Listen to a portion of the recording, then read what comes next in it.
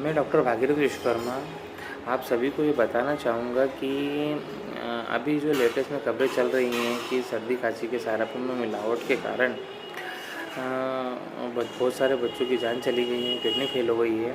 तो आप उसके लिए कर सकते हैं कि बायोकेमिक 6 नंबर टेबलेट आती है, लिख लीजिए, जो कि नॉर्मल सर्दी खांसी में बहुत ही अच्छी है।